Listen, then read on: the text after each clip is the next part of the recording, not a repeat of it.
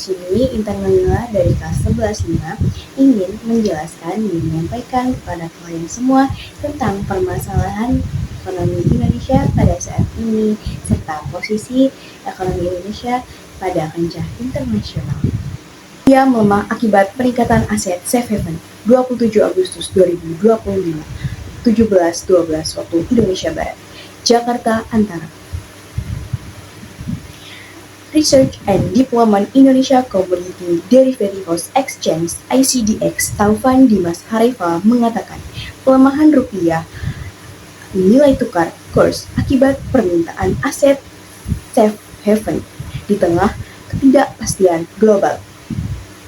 Ini terjadi seiring menguatnya indeks dolar Amerika Serikat akibat meningkatnya permintaan safe haven di tengah ketidakpastian global, ujarnya kepada Antara di Jakarta, Rabu. Sebelumnya, apa itu safe haven? Safe haven merupakan investasi yang diharapkan dapat mempertahankan nilai pokoknya di masa-masa ketidakstabilan ekonomi dan diharapkan juga dapat mengurangi risiko jika suatu saat terjadi penurunan ekonomi. Namun, di balik semua itu, karena peningkatan terus-menerus permintaan aset safe haven ini malah menjadi penurunan atau pelemahan ekonomi itu sendiri.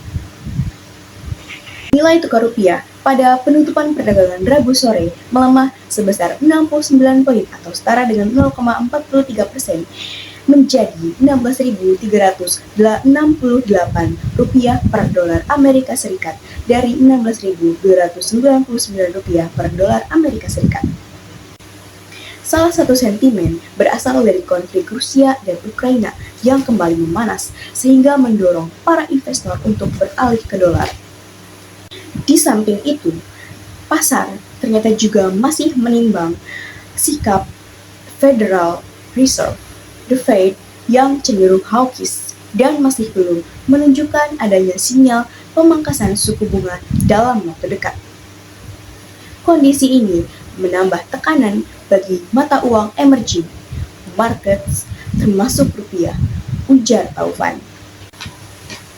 Dari sisi domestik, stabilitas ekonomi juga dapat dilihat dari faktor sentimen negatif seperti kasus korupsi para pejabat publik yang menurunkan kepercayaan investor.